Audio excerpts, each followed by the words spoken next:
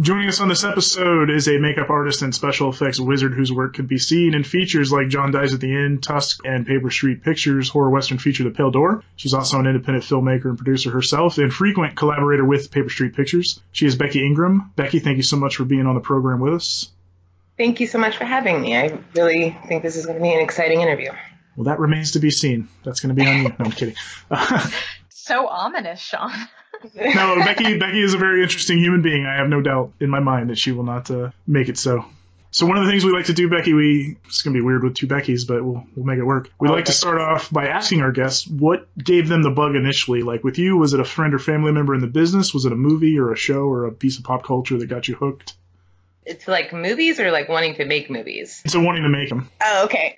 I mean, just a little preference, like my family would go to the movies every single weekend, whether it was like a 50-cent movie or like a dollar movie or the drive-in. I mean, that was like one of the things that we did. So like being in the movie world was something that was always fantastical for me. And when I first actually discovered the idea that making film could be a job was when I was in high school. I was a wrestlerette. And what that means is I was a cheerleader for the wrestlers. And there was a movie, a made-for-TV show with Fred Savage and Candace Cameron, and it was called No One Would Tell. They came into our school during Christmas break. The whole crew film production came to our school, and they made that movie at our school in Arizona, Phoenix, Arizona. They shot at like Lake Havasu and all these cool places. And what they needed was all these extras. And so there was these dance scenes, and there was all these like extremely like interesting things. Like we had to come up with cheers for the movie and all this like interesting stuff.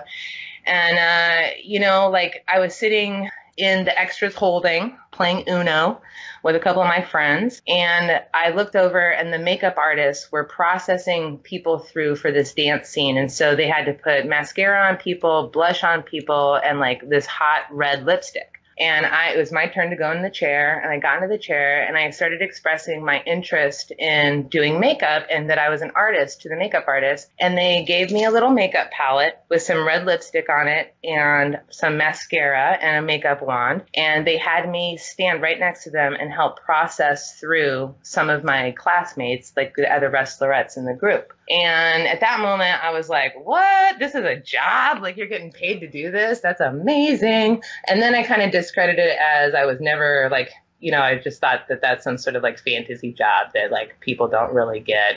And then I just kind of thought that maybe I would be a photographer. So in high school, I really just focused on photography a lot of the time, and classically trained in black and white photography. And so I really sort of started developing the eye for the camera. And then with that sort of inspiration of like being able to change people's faces and being part of that, I started getting into the makeup world. I was already doing costuming with my mom and doing like a lot of like theatrical work, doing costuming.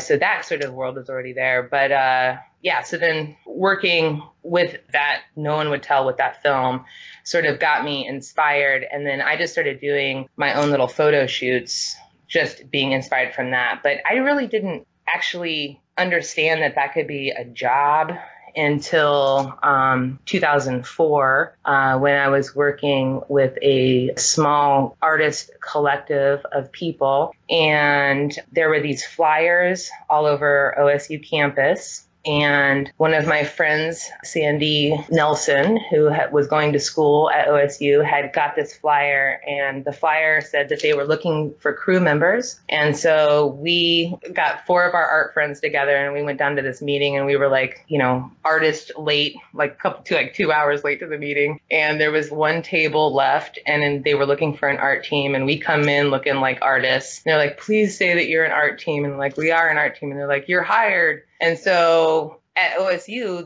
this whole group of people got together and we started making these films over the summer. And we developed Buckeye Searchlight and Real Buckeye and helped develop the Film and Video Society at OSU with those productions. So that's when I really kind of fell in love and knew that I would absolutely be doing movie making for the rest of my life, is by making films with that particular group of people. And we made this movie called Detachment, which is hilarious and like hilarious in a terrible way. And then we made this other one called 3 Easy Payments, which is sort of a spin-off of Eternal Sunshine for the Spotless Mind in a sort of like rudimental kind of way. But it was fun. And that sort of got me propelled into being able to even think about filmmaking as a job. That's a really awesome formative experience, having the opportunity to actually kind of sit in and do makeup on an actual film set at a young age. So that's really cool. From that moment up until when you were participating kind of in the art department on films at OSU, did you continue to kind of hone your skills in makeup, or did you even know that you wanted to continue down that path at that point? It's really interesting because it was very organic with like Buckeye Searchlight, because with the art department, they just assumed that everything that was artistic would fall under that department. So that meant our department was in charge of like costumes and makeup and hair and props and like building sets and painting sets and like anything that you can think of creatively, we had our fingertips on.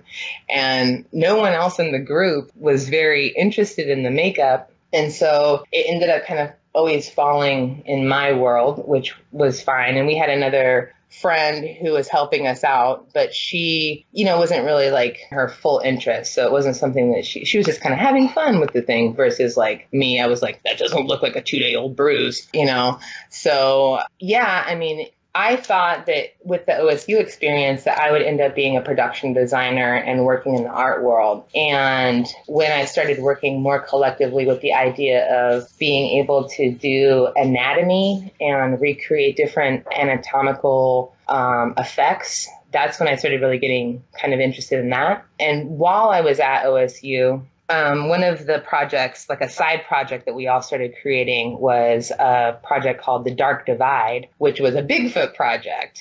And so Sandy and I ended up like starting to create, Sandy, I and this other, our friend Matt Bills, started like sort of creating this Bigfoot character. Like we had to create the suit, and like the director's mom, sculpted the face of this thing. And this Bigfoot head was like it was like a 5-gallon bucket mask, basically, which is Giganticon. And it became sort of like a spin-off point for me, being able to like, now you can like start molding different things using latex. And during that time, we started getting phone calls from a shop that was up north in Ohio from Columbus in a small town called Crestline, from a shop called P13 Entertainment. And our group kept being, like our crew kept being sucked out going up here working on different productions. One of the productions that I respectfully declined to work on was called The Rage. And it was Robert Kurtzman's sort of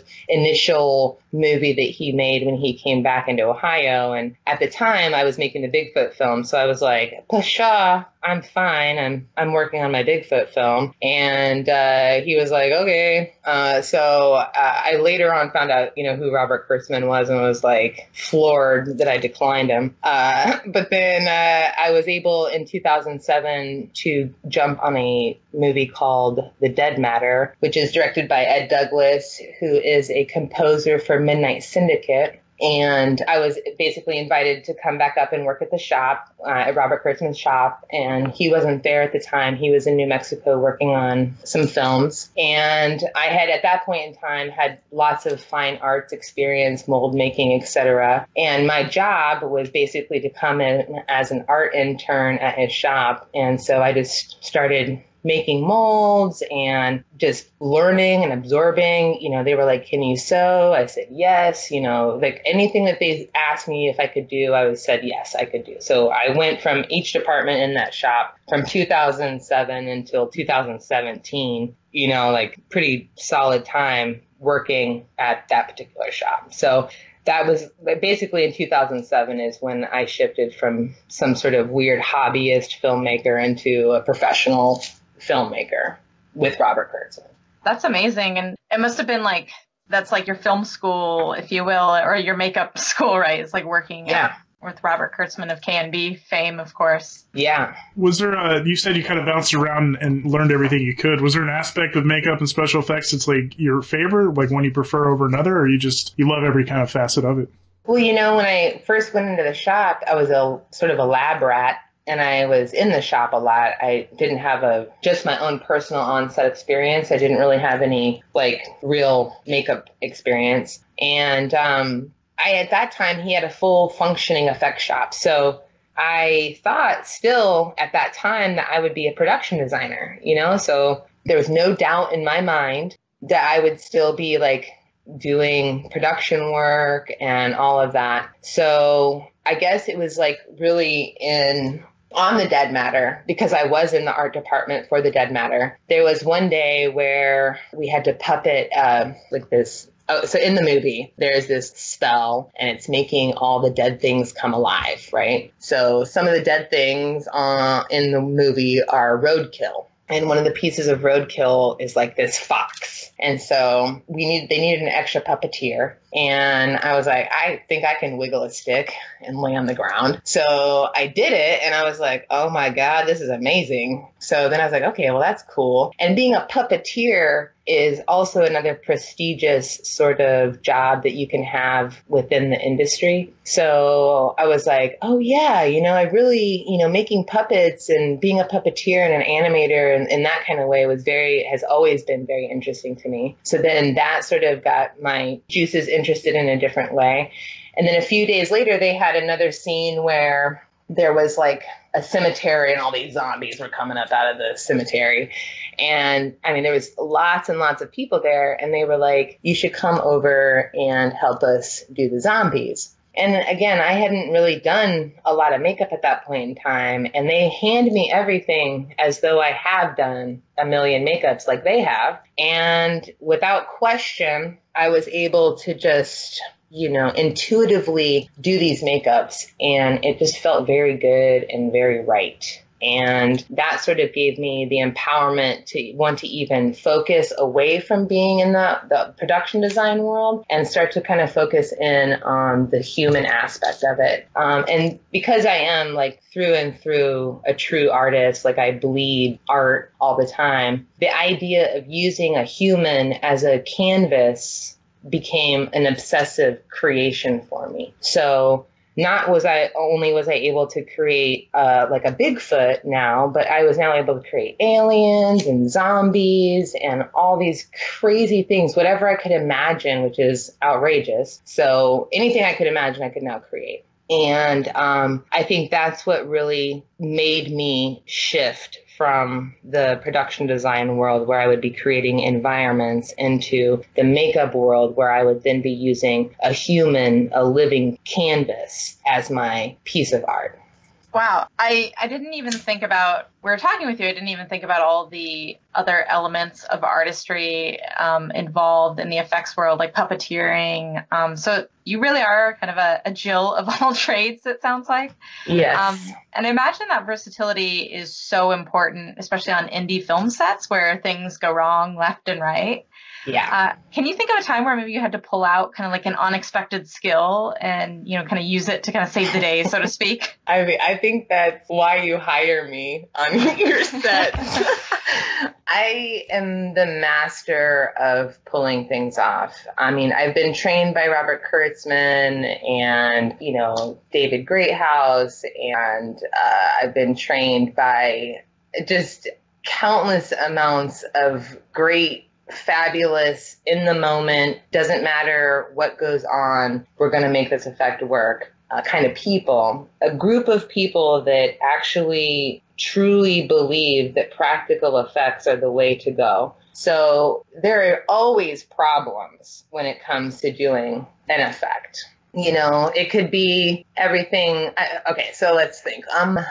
There have been several times where, for example, on Dog Eat Dog, I'm sitting in a room with William Dafoe. We're waiting for Nicolas Cage to get in the room. And we're in there, and we've got the door blocked with a giant air compressor. And the gag is to shoot a guy's head with a gun, and it will then reveal the actors. So we wanted to do a practical head. Alrighty. We're in $1 million mansion in Cleveland, marble floors, the whole nine.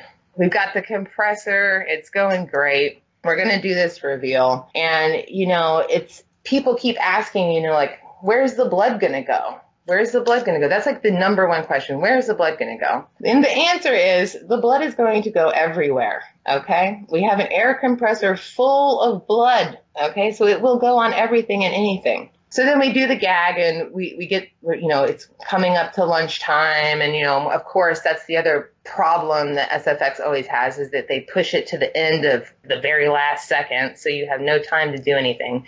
So we've been sitting here getting all of this. We've got all these list actors in the room and, we get ready for the gag. We blow the head and it's like there is just blood on everything. And the shot itself, we accomplished it, but it was the entire mass of everything that was covered in blood. And, it's like they got what they wanted to visually with the shot, like the actual explosion of the head, but they didn't get the actual, moment of the reveal of the people. So then it's like that then requires an entire cleanup of what we have created and then like a sort of imagining of what you have to shoot in order to accomplish the visual imagery that you're looking for. And so when it comes to recreating the head and then giving it an explosion, you get the explosion, but now you have to shoot the elements around that. And then it becomes not just a practical effect, but then a VFX shot. So then there's discussions that need to be made on that.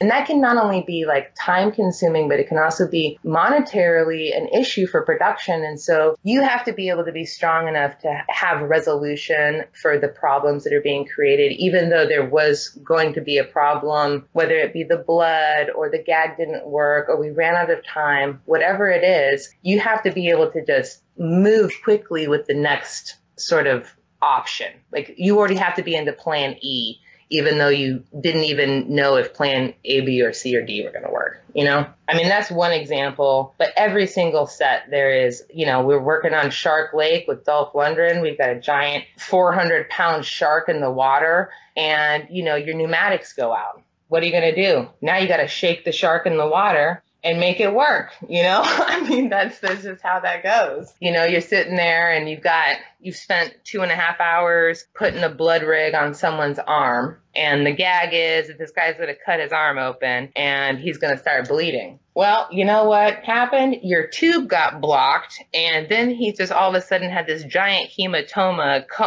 condom of blood just plop out of the damn wound. And, you don't have any more time to shoot it. So do you say, give me 3 more seconds to reshoot this? Or are we completely done with the gag? I say, give me 3 more seconds to reset that and we can shoot it, But I mean, it's all about how fast you can think, and me personally, I am able to think in such a fast way and be prepared and have enough experience in this way to be able to say, you know what, A, this is not the end of the world. And B, we're making films, guys. Let's just take a deep breath and have fun with this moment. Because clearly that last shot was funny. All right.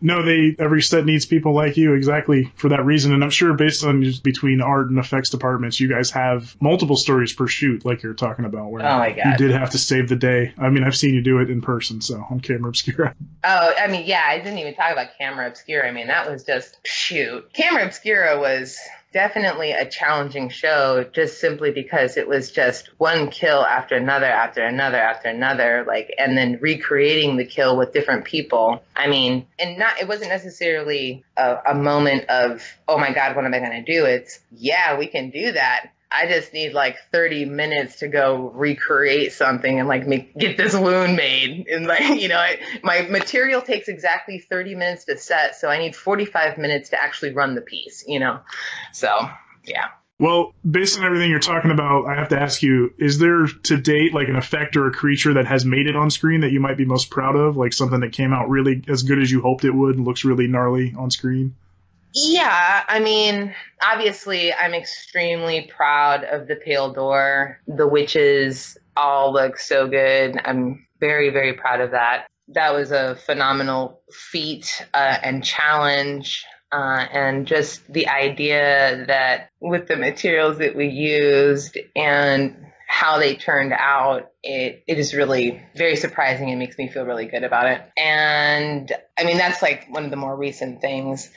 As far as like a creature or something, yes, there are several. I'm very proud of my body of work in my filmography. I think that I've had a large varied group of things that I've done, and they've each been very unique in its own respect. Like I haven't just got stuck with a bunch of zombies. So John dies in the end. I was like the main fabricator and creator and organizer for the meat monster in that particular show. And I love that character. I mean, it's classic. I worked on a show called Late Phases, which was a production through Glass Eye Pix with Larry Fessenden and Brian Spears and Peter Gardner. And that was with Robert Kurtzman's team, but that was a werewolf movie. And we had to create different werewolves, a male werewolf and a female werewolf. And I was in charge of, or a part of the team that was creating the female werewolf. And I just thought that that was such a unique and beautiful thing to create. And it was just so soft and subtle. And just, I had never really seen like a female werewolf, an old female werewolf. And that's what we were creating. So that made me feel good. I really enjoyed helping on the shark film. I mean, there's like only a few times you get to make sharks. And a creature that didn't get to be seen a lot, which I was extremely proud of, which was created by myself, Barry Aislinger, and Greg Leitner in a film called Jugface. And there was this interdimensional creature that lives in this like pit, and that thing was so rad, but it never actually kind of made it into the movie except for in these like weird sort of translucent images. So I don't know, it's a bit of a, you know, you create things and however they want to use them is how they use them. So that's another sort of, you just have to let your art go as well. Once it's in the editing bay, I have no control.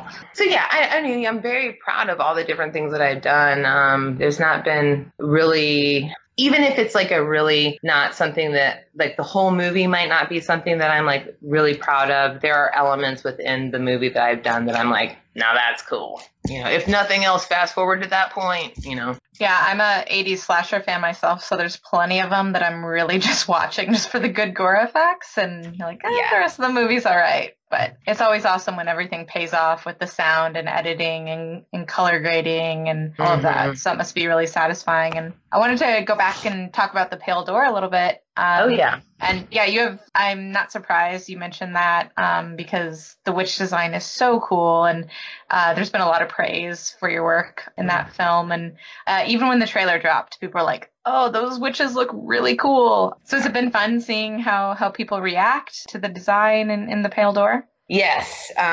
You know, you always have this like nervous ball that just starts to like work its way into anxiety and, you know, self sort of loathing as an artist. And so you wait for that sort of first review and you wait for that first trailer to see how they are going to look. And, when I when I saw the first trailer, I was like, oh my God, this movie actually is going to be sweet. So I was really excited. And then when I just started, which I try not to do too much, I try not to read too many reviews on things because people can be kind of crazy on the reviews. But when I started reading them, there was a lot of positive mentions of the witches, and I then started delving in a little bit more. And even with like some of the criticisms, they were still sort of good criticisms. So I was like, that's fine. So yeah, I am very, very proud of it. And I was extremely surprised, not necessarily by my work, but I was just surprised because you never know what the baby's going to look like after it's born, you know? Right. And we'll talk about collaborating with directors here in a minute and with Aaron Kuntz on this one. What was, how did you approach the design for the makeup, and maybe what were some of your inspirations for them? Okay, so obviously I've worked with Aaron before, and we definitely have our own repertoire. And Aaron definitely likes to speak in terms of movie reference. So if you're not very hip to movies, you might lose him in what he's saying. But when he started talking about the references to this specific movie, I believe we both, within the same sentence and breath, said witches, Roald Dahl's witches. We were just like, yeah, that's kind of where we want to go with it. I want that Angelica Houston sort of, nose. I want that feeling of just like grotesqueness, but I want them to be completely burnt. Okay, that sounds cool. And so that our inspiration was basically that particular look. And then Meg Mucklebones and some other sort of real witchy. I was even referencing, Snow White and the Seven Dwarves, that particular witch in there. And so Aaron gave me the parameter, but we were sort of on the same page already. When I read the script, I was like, I already was feeling that. Again, this is another movie that I sort of was hired on as kind of save the day situation. So there was another SFX artist who had to leave the project because he had a directing opportunity, which is awesome. And he was able to create the mask for the witches. So he created the bone masks. So then he and Aaron had sort of fleshed things out already. But then when the project came to me, because there had already been some ideas that Aaron was already sold on, I didn't want to put too much of my idea into, I didn't want to overpower Aaron's idea too much because he has a solid vision with what he wants.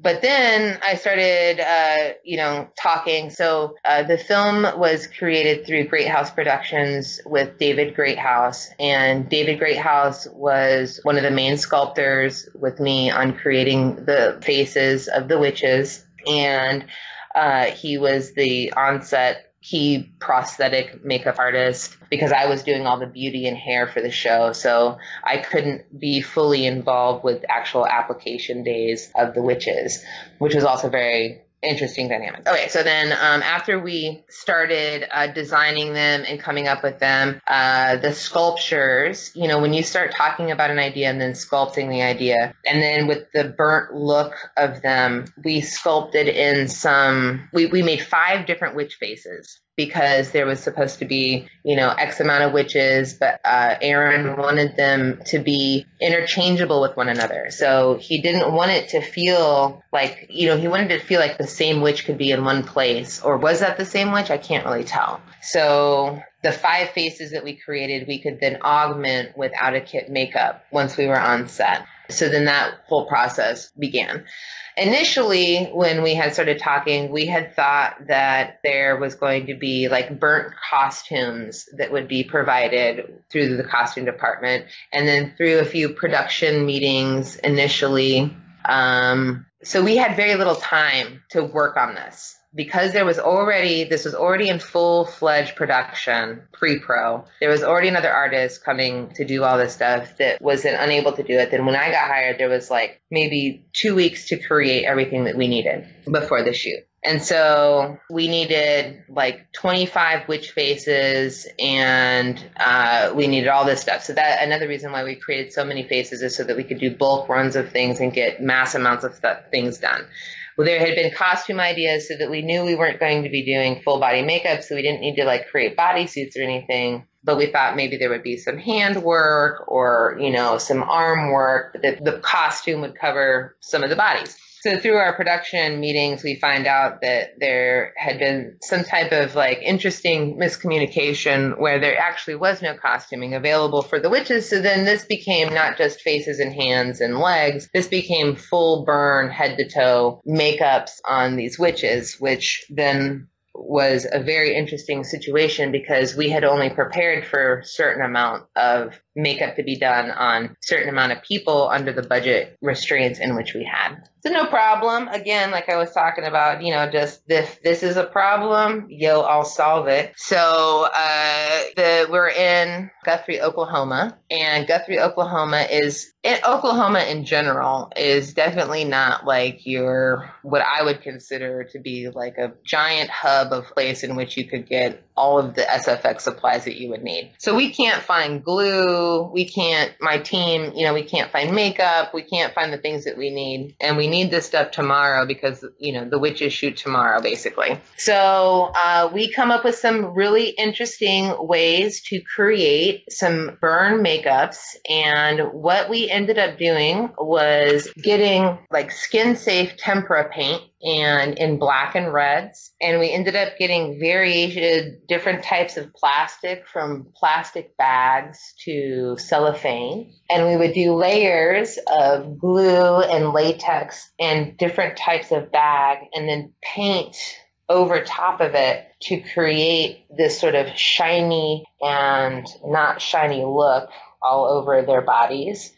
A lot of the witches were under the impression that they would have different types of outfits on. And so I ended up going to the thrift store, and my team, Nate Bright, David Greathouse, Josh Miller, the production designer, helped out, myself, I believe even Candy, and our intern Alex. She was a fantastic help. We all ended up burning down these pieces of clothing that I found at the thrift store, and use them in very strategic ways to glue those different pieces of lace, burnt lace, over top of all of the women's, private lady parts.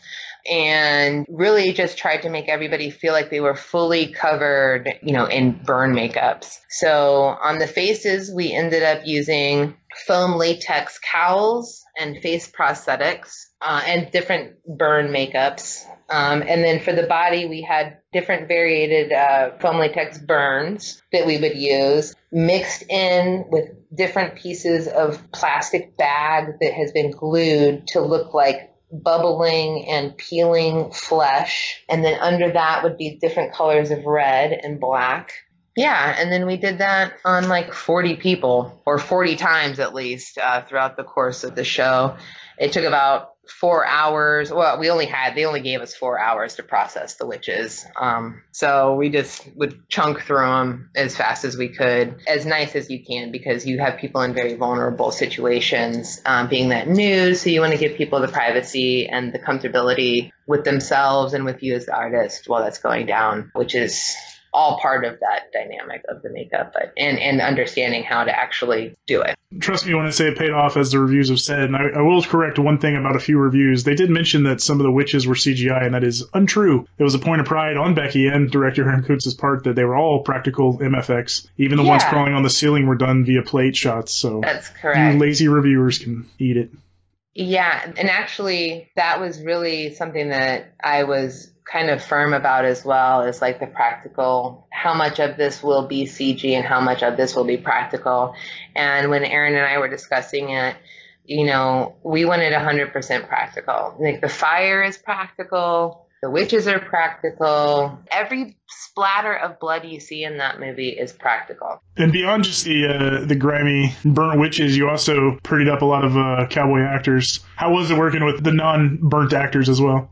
I did indeed. There was several different beautiful experiences outside of just, slopping on massive amounts of makeup on the witches. I got to work with some great actors doing the beauty work as well, which is something that I really appreciate Aaron allowing me to cross over in all those different departments. He gives me a lot of range to just develop character ideas through their makeup, which is awesome. So for different characters, like all of the guys except for Pat Healy, they all had like different types of, and for Tina as well, they all had different types of suntans depending on the hats that they were wearing. Throughout the whole show, we made sure that everybody had like cigarette nicotine on their fingers or in their beards, or, just made sure that everybody had all the different sort of elements to make it feel as though it was as natural as possible. Working with the witches before they were burnt was sort of a challenge. I got to work with a local makeup artist, Candy Lindsay in town, who was able to work with Melora one-on-one, which was very nice. She was a doll and a dream to work with. Her makeup, initially we had talked about maybe adding like heavy makeup, but as we started developing her character, Aaron and I, her makeup, we decided to pull it back and make it very natural, along with Pearl. We use a lot of illuminizing makeup for her because they're constantly in the dark. When we were thinking about doing all that makeup again, it's set in Western times. So I was very persistent on the idea that they would have makeup that felt more natural to that time versus makeup that would be more based in our time. So that was nice to be able to actually do some research and find out different color tones that were used, and different ways that people would do their makeup, from just pinching their cheeks and how we can recreate that look through a pinched cheek versus, whatever. Also, then once they were translated, the girls that were in the brothel were not the same girls that were used for the witches. So being able to use the dynamic and trying to use some of the same body shapes for some of the devils was something that was so interesting to me, trying to find like the match that witch to that brothel girl. So that was pretty fun. Working with Stan Shaw was pretty amazing. He's a legend, and we were able to cast his face and use his face for the prosthetic for when he starts choking with the bird, which was pretty cool to do. Just the idea of him, he was so he just wanted the black slime as much as possible, and once he started getting into it, it was one of the best moments ever. We got to, in Austin, working with Aaron and the team down there. I had Ryan Chatelet assisting there as well, which was pretty great. He's an amazing SFX artist as well, who was actually worked on Scare Package, which is pretty cool. So we were able to cross-pollinate on the projects. He was there to help with the actual shoot with the bird coming up out of the face, which is pretty amazing shot, I think. It was really nice working with Bill Sage. He really enjoys having character elements put on his face through makeup. And so we were able to design the idea that he would have like a little scar on his face. Each person offers something very awesome in the chair. Bill is a poet, and he would read poetry in the chair, which was always a pleasant surprise. Pat Healy, he gets all these cuts all over his body. He had to eat glass. And so we had to make fake glass for him to be able to crunch and eat, but it couldn't be too rubbery and it couldn't be too fake. We really wanted to snap. So it was interesting getting to work with him on that. And man, Pat, we put him through the works on the day that he was covered in his prosthetics and blood. We had his eye, it was covered completely. That day there was insane storms. We were all sitting in this, little wooden church and just trying to keep everything copacetic, but I'm like, yeah, we have to shoot this tonight. This is the last time we're going to be able to shoot this. We got to shoot it. So that was, every single one of these people, from Devin to Zachary to Natasha to Noah, they were all super excellent people to work with, and they all gave me an opportunity to add little tiny elements into their character through the makeup. Tina, she was one of the characters that gets burnt at the stake, and it was just interesting having to get a body form together to be able to melt it at the right way and the right temperatures. So no, between all of those little touches and Jillian's great costume design, you guys certainly, as a team, all breathed wonderful life into the western half of it for sure. Yes. Jillian did an amazing job as well. Those costumes were killer for sure. Her whole team was good. You mentioned our pal Tate Steinsiak. He had to step into a directing role, and you did step in with a little bit of a time crunch once again, saving the day, saving our asses, as you're known to do. Would you say that was the biggest challenge, was just the time crunch for you on the Pale Door? And also just in general, what's the biggest factor or biggest challenge you normally do experience in your position on set? Okay, so obviously one of the main challenges that my department in the SFX world deals with is money, because everyone wants you to do everything for $1, and it's just that's just impractical. I can't do everything on a budget that is so small that you want me to just do everything out of kit. If you want a full-on gorilla suit and you want it to look good, you're going to have to pay for it, So money is a huge issue. Outside of money, time becomes a gigantic issue, because there is always, like I was saying earlier, our world gets pushed to the end of the day when the sun is coming up and everybody is tired, and all I need is, 5 minutes of everybody's time to, push this tube of blood through this guy's shirt. But somehow, because everybody has shot the entire day, which is completely understandable, everything gets sort of expedited at the end of the day. So not only is that like time, which is a factor on set, but then time in pre-production is a huge issue. And then the idea of many days when you are in a film, there will be something in the script and you are prepared for it, but there are changes that have happened. And some of those changes could be, well, this guy no longer gets shot 40 times with a semi-automatic. He now gets sliced in the throat and he bleeds out in camera. And, am I just supposed to like reach into my anal reservoir of SFX and pull out a special effects neck to like have that effect? Again, like the idea of me just being able to come up with some sort of elaborate gag overnight is also something that, people take for granted, I guess, but it is a huge challenge that I have to deal with because I'm going to give you your throat slice tomorrow. You will have that. But you're not going to have it today. If you need it today, we can do it in a different way, but it's not going to be what you're talking about.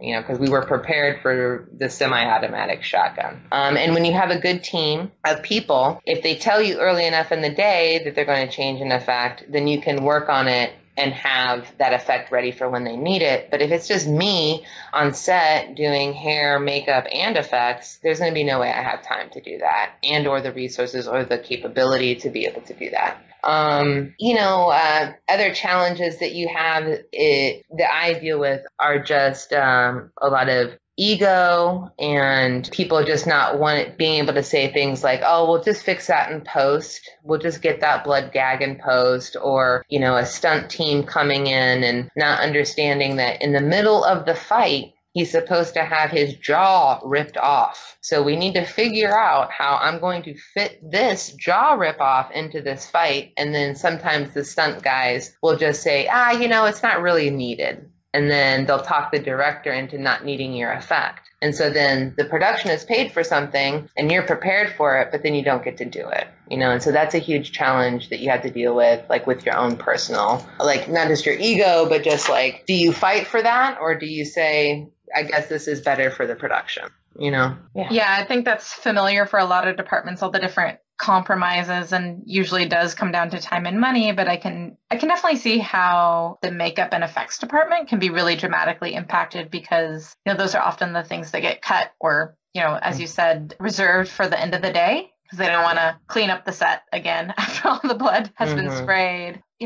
Are there some do's and don'ts that you've learned when it comes to collaborating with directors and producers and anyone else really on set to kind of help ease some of those challenges? Or maybe vice versa, do you have some advice to directors for things that they could do differently to better support the makeup and effects artists? It would be really outrageous for me to say that I have a suggestion for a director because the director is who I am there for. But if I were to say some do's and don'ts, there is no don'ts in filmmaking because it's so organic and it's so whatever works for the production, and especially in the independent film world. So I don't want to say there's a bunch of don'ts, but the one thing I do want to say, there's anything that you're going to do, is communicate. Communication is key when it comes to filmmaking. I tend to over-communicate in a way where everyone knows that not only am I within earshot of what the director is asking, I understand what the director is asking for. I understand what tomorrow is going to bring. I understand what we've already shot. And I tend to be so informed that when I'm asking a question to an AD, it's not what scene are we in, it's what time are we going to get to this particular thing? I have more precise questions to ask. So having communication lines and being very forthright and very open with your director, allowing them to flow and be creative with you is very helpful, not only for you accomplishing what you want to create, but also it's very rewarding to have a relationship with the director in a creative way, because the director may oftentimes not understand that he has the right to tell me, and I'm also interested in what he has to say about the lipstick color of somebody, or what eyeshadow they wear, or what their eyelashes look like. To me, that's important. What they think this person looks like and what that person is to them is really the only reason why I'm on set. So if they don't understand who that person is and I can help them understand that, that's all. That dynamic, that communication, it makes the director understand that you know those characters as well as he does, you know, and it sort of puts communication, man. That's like really, really key on all facets. You want to be communicating to your producers. You want to be communicating to the production crew. You want to be communicating to your team, to other teams. I overly talk to everybody on set, just so that we all know that I know that we also need a knife on set today. And if the prop person wasn't thinking about it, you know what? I was, and I reminded them, and that helped them, and it helped out us because we were all thinking about the knife that we needed today. You know, sometimes people forget stuff. That's what we're all here for, is to make the same movie. So let's communicate together on the same thing, you know. Communication saves relationships and movies. Yes. So, you know, as we're wrapping up kind of the more formal part of the interview, do you have any kind of last words or recommendations that you'd give to folks out there that are interested in pursuing, makeup and effects world? Anything that you'd recommend, like internships or schooling or anything else? Turn down Robert Kurtzman so he comes back and asks you again. Oh my God. Or never turn down Robert Kurtzman. Right.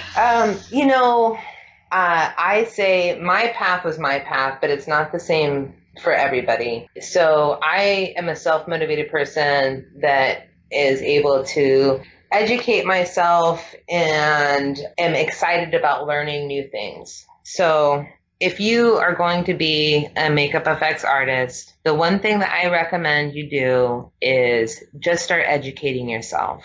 Read books, know artists, understand colors. It's not just about products. It's about how those products are used, what they look like under different kinds of light, how the temperature is going to affect that particular product, how skin tones affect things, how people's pH of their body. Being a makeup artist is like being a dermatologist. So if you don't understand the dynamics of human skin, and you're not interested in that, then this might not be the job for you. If you're not interested in being compassionate with people, if you're not interested in literally having a collaborative design flow, then I believe that, this may not be the job for you. If you can't take stress, this might not be the job for you. So, and if you're unable to read scripts and break them down, this might not be the job for you.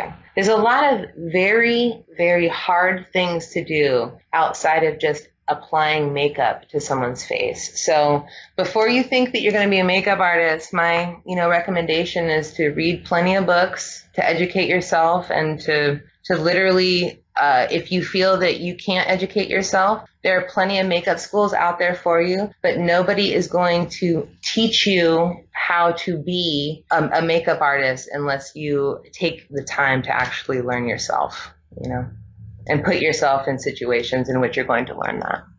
No sage advice, and that and a Fred Savage movie comes to town. You never know. Right. I mean, half of it is, I don't know. I don't want to say half of it, but it's about the right time, the right place, your skill set, your personality, how much you can take, not just stress level, but just how much you can take in general, whether it be sleep deprivation or long hours of stressful work or limited pay. I mean, the feast and famine idea, like the idea that you could only have one job in the course of a year, or in the case of this year, no jobs, it's kind of crazy. It's an art.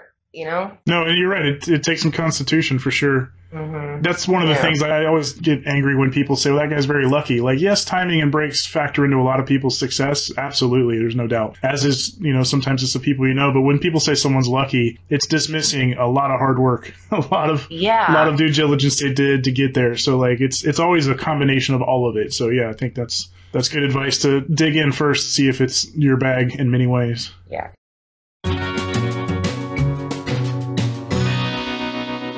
Again, a lot of good advice and bits there from Beki Ingram. We are now going to jump into the second half of this, the Rapid Fire 15, which we always tell guests is not necessarily rapid. We should probably rename it at some point, but just a little questionnaire to let the folks know a little more about the guests. So, Beki, no pressure, just first thing that comes to mind. There's no point system. You're not going to be judged on how cool you are. Are you sure about that? Nah, we already think you're pretty cool. You already passed the test. Come on. Oh, sweet. All right, so I'll start with the first one. What movie do you think you've seen the most in your life? Oh, my God. Probably The Jerk. It works. If it's not the same as above, what would you call your ultimate comfort movie? Like your anytime, anywhere, warm blanket movie? Never Ending Story. There you go. Oh, you did find a way to work it in. Mm-hmm. What is your favorite horror movie franchise? Franchise? Okay. I'm sorry. The Hellraisers, probably, if it has to be a franchise. Oh, interesting. First time we've had that answer, yeah. Yeah, the batting average for some of them is not so great, but there's some really cool stuff in the Hellraiser universe. Dude, come on. Cinnabites all day. They're so cool. Yeah. The kills are just insane in this. But, yeah. And that's the problem. We could all fight about that kind of stuff all day long. So that's why I try not to say that one too much. But all right, keep going with your rapid fires. Well, again, if the answer is not the above, what is your all-time favorite movie, monster, or creature? Oh my gosh. That one's really kind of hard, actually, because I love most of the monsters and the creatures, and I sympathize with all of them. But I feel like, I don't know, there's like a hard tie between like Frankenstein, the Wolfman, and the Elephant Man. Okay, whatever. Those are mine. I get it. Of the Universal monsters, my favorite is Wolfman and Frankenstein. I find they're like the most empathetic of them. Right. So, but I don't want to like discredit the Invisible Man or the Creature from the Black Lagoon or anything. But I love them all. All of my creatures and monsters are in my heart. That's the answer to that one. We don't pick favorite children here. What would be your dream project to work on? Like, let's say there's a type of creature or an effect you want to do, or if there's an IP that you'd love to tackle. That, I think, I would like, me personally, I would just like to produce and create the things that me and my friends, which are unusual, beautiful, little, funny, horrifying stories. That's what I would ultimately like to do. There's not one thing out there that I can actually think of, not a creature or anything, because I can't quite think of something yet that would be created that I would want to create, aliens, all of it. It's all there, but it would be something that my ultimate thing to create would be something that I and my friends are producing, whatever that is. Do you happen to have a favorite artist? I know you mentioned black and white photography, but it could be painter, sculptor, graphic artist. Yes, several. I'm deeply inspired by Egon Schiele and Dali and Frida Kahlo. I'm by John Waters and Wayne White, and the list goes on and on and on. I'm deeply connected to MC Escher and all the FX artists. There's so many artists. I, again, bleed art. So yes, all of these people. No, it's a good collection you named. Yeah, I'd be a little bit worried if you had like just one answer anyway. Yeah. So what is your favorite Halloween costume that you've created? Ooh, for myself or other people? Could go either way. Okay. For myself, I always enjoy being some kind of like mystical creature or something of that nature. But, I like being a mermaid, so that's like one of the holidays I get to be a mermaid. And I like being like hell demons, because it's just fun. So those are cool. I do haunted house work, so I have lots and lots of characters that I've done, not just on myself, but other people as well. But one of the funner projects for Halloween that I got to do was work on a LeBron James party, and we got to do the Addams family, and that was pretty sweet to do like multiple different types of people in the Addams family, traditional and non-traditional. So. Well, speaking of IP people like that, do you have a favorite Disney villain? Ursula the Sea Witch. I knew you had an answer for that. Yeah. Hands down, Ursula the Sea Witch for sure. Nice. All right. No. Who was your first celebrity crush? Oh my God. Either like Mandy Patinkin or Steve Martin, something like that, probably. I don't know if that's showing your age or showing your taste. I don't know. Both. Was it Evita? What did it for you? Or was it Inigo Montoya? Dirt. It's the Princess Bride. All right. Come on now. No, I know, but it's Beki Ingram. She could have said Evita, and I wouldn't have batted an eye. All right. No, Princess Bride for sure. No, he's like Daniel Day-Lewis, where he's never been that manly in his real life, but he's very manly in that role. Yeah, dude, for sure. How about, based on something you said earlier, what's a cheer that you remember from being a wrestlerette? You said you had a lot, so I'm sure you've got one stuck in your brain still. UGLY, you ain't got no alibi, you're ugly. Yeah, you're ugly. That one is always in my head. All right, Becky Sayers, $5 to your Venmo account if you can tell me what movie they ripped that off from. I feel like that's just ubiquitous. I don't know. I thought the first time I ever heard that was in Wildcats, the Goldie Hawn football coach movie. What year was that made? Oh, like 86, 85? Yeah, we probably totally ripped it off of that, 100%. I don't know, yeah. I've just always known that. Like, I've heard that so much. I don't know. You know what? There's a chance it existed prior, but I always think back to she goes to an inner city school to teach football, and that's what the cheerleading squad's singing. Mm-hmm. I mean, for sure. So, this next one. You have to kill one of these foods, meaning you can never have it again. Yeah. And this is State Fair themed in kind of honor of Ohio. Okay. Funnel cakes, cheese curds, fried ice cream.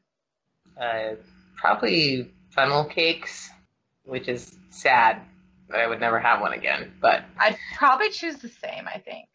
You know why? Why? Because a funnel cake's amazing for about 5 bites, and by the end of a funnel cake, you don't eat one again for 3 years because you're like, oh god, I got so sick eating a whole funnel cake. Right. Well, that and like the first bite with all that powdered sugar, it just goes in your sinuses, and it's not pleasant. See, it's not just me. I think everybody has an experience with funnel cake. Right. Also, cheese curds, just like fried cheese. I'm into that with like funnel cake wrapping on the outside. Yeah. You know, I mean, come on. Yeah, and without cheese curds, you couldn't have poutine, so they'd be missing out on a lot. And cottage cheese. Just cheese in general. You can't say cheese curd, okay? Because you're talking about cheese, right? How about, do you have a favorite or a best concert experience of all time? Do you have like a good memory of one? Yeah. I mean, I love music, all kinds of music. Radiohead was probably an awesome concert that I went to, but, you know, Jack White was great, and Arcade Fire was awesome. Nico Case was amazing. You know, these are, did I already say Nick Cave? Maybe not, but you're welcome to say it on this show. Yeah, Nick Cave is Nick Cave was like between like Nico Case and Nick Cave. The way that they are able to move their audience in a way that makes you feel like you are all about to cry together, or you're all about to have the same sort of euphoric experience is just awesome. I think Radiohead kind of does that too. Yeah. Nice. So another music related question. Sure. Do you have any go-to karaoke songs? Oh, Lord. I don't really do a lot of karaoke, but when I do karaoke, I mean, Bohemian Rhapsody is usually like one that I can easily go to and everybody can have fun time singing, and Little Red Riding Hood. Nice. What would be your walk-up music, like your interest theme for your TED Talk, or if you were a fighter or a ball player or a wrestler? What are you entering the room into, music-wise? That's a pretty interesting question. You know what? I can't answer that one. You can't, because it's going to change every time I'm entering into a different room. So it just depends on the environment is what my entry song is, all right? I mean, every day has a different song, for sure. I think she just said it's Every Day is a Winding Road by Sheryl Crow. That's what I heard. Oh my God, no. Your entry song. Oh my God, that's a hard one. I like the idea of changing it every time. Keep people on their toes. You know what? She's such a Renaissance woman. I think it's appropriate that every time she would enter, it'd be something new. She contains multitudes. Come on. Right. Sometimes I have a jazz band, like a Louisiana street parade. Other times I have madrigals, like tootling around, you know. Sometimes I have a rock band. Sometimes I have some reggae going. You never know, you know. As long as it's not reggaeton. You can have reggae, just not reggaeton. Just regular. Yeah. Beki Ingram is on a type of entrance. Oh my God. That's not you. Oh gosh. All right. Last question. What's something you haven't been able to do since the pandemic that you're really looking forward to doing once all the social distancing is past us? Wow. What a heavy question. Yeah.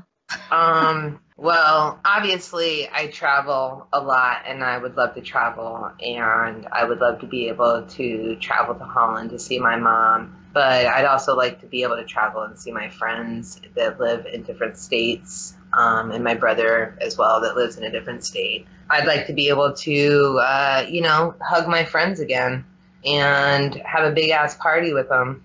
I'd like to work again. And I'd like for people to not be afraid of each other. That's what I'd like to do, is hang out with people in a situation where we can all just have a party and eat potluck food and have a fire and just, totally immerse ourselves in our own energy again. Co-signed. Yeah, no kidding. All the things, basically, unfortunately. Uh-huh. Yeah.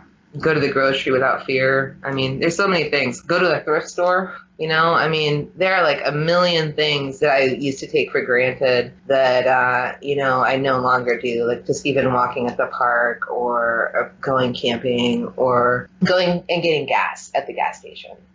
I just want a sense of normalcy and the idea that we're not all human cesspools walking around with each other, But I don't feel that way typically. I'm surprised I wasn't wearing a mask before, now that I understand how much snot and saliva is on everything. But at the same time, I kind of miss seeing people's noses and mouths. No, same. I get it. Unprecedented times, as the cliche is, but it does make you stop and realize and pay attention to all the things that you had taken for granted. And hopefully there's some silver linings too in being able to focus time on certain things that are meaningful to you and kind of gain perspective that would have been hard to get otherwise. But I'm with you. I want to do all those things again.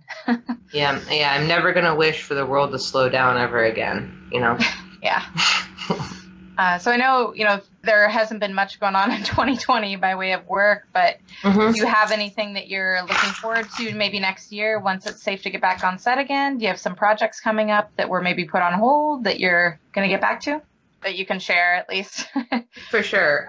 For the most part, all of the things that I've been working on have been announced. So I can tell you, since I've worked on The Pale Door, I actually produced a film directly after. So in May and June of 2019 is when The Pale Door shot. In July and August of 2019, I went to Africa and shot this African horror project of mine, which is in post-production now. About a week after, not even, like 3 days after I got back from Africa, I went straight on to a film in Cincinnati, The Foundation, which is a Wrong Turn series. So it's The Foundation, Wrong Turn. And that was pretty interesting. And then the day that I got off of that set, I went on to another show in Cleveland the next day, and that's a Russo brothers film called Cherry, where I was doing the key makeup for Robert Kurtzman on that film. And then throughout that entire time, including up just recently, I've been working with a director named Gary Jones on a movie that he's been working on called Death Block 13, which is pretty cool. I've been working on several short films with a small production group down in Cincinnati, which has been pretty cool. And I also worked on a film called The Retaliators, sort of like people trapped in the basement kind of film, which is pretty interesting. I did a lot of effects on that. So I've been in the last, year, I've been fairly busy. In the last 9 months, I've only worked on a few projects, a few short films, some personal projects mostly. Yeah, just sort of trying to keep as busy as I can. Writing, I'm doing a lot of writing on scripts and things, and just doing things that you can do by yourself, with filmmaking. Yeah, we've talked plenty about in this pandemic how people are trying to find time to do that stuff and maximize some of the free time they might have. So that's great to hear. We know you'll stay busy the second production does come back in because, again, we'll try to keep you employed if nothing else forever. Yeah, and it's not, the dance card fills up quickly. There's potential things coming up within the next few months. So as far as I'm concerned, I've worked on enough films at this point. I've worked on 4 things since the pandemic happened. And within those 4 projects, I've been able to come up with the right type of protocol for myself and for my actors. And a lot of that protocol is getting tested and being safe and just having a lot of communication about how and what you as an individual have been doing and what you've been doing to be safe.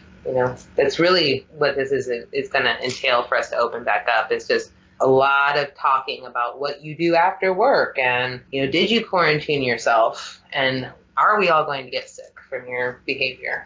Yeah, it's a new way of moving forward with making movies, that's for sure.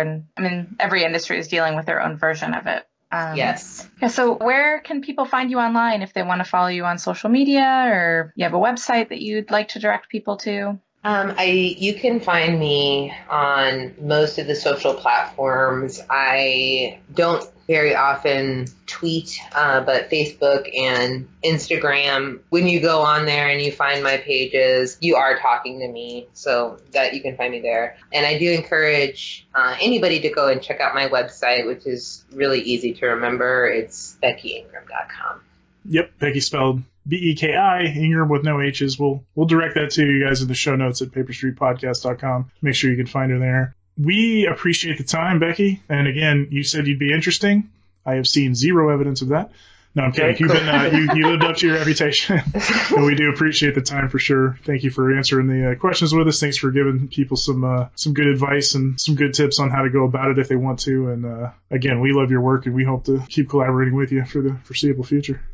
Awesome. Thank you so much for having me. I really appreciate, you're talking to me and giving my fans a little one-on-one with me because they don't get it a lot. Awesome. Yeah, this was a pleasure. I learned a lot about your world from this. So thank you again, Beki. Yeah, it was really nice meeting you. Yeah. Hopefully maybe someday we'll meet in person. Who knows? And until then, stay safe. Right. You too. Both of you. Stay safe, stay busy, stay sane. Mm-hmm. Stay clean. No open mouth hugging. All right. Thank you, Beki. Take care. Bye-bye. Thank you. Bye.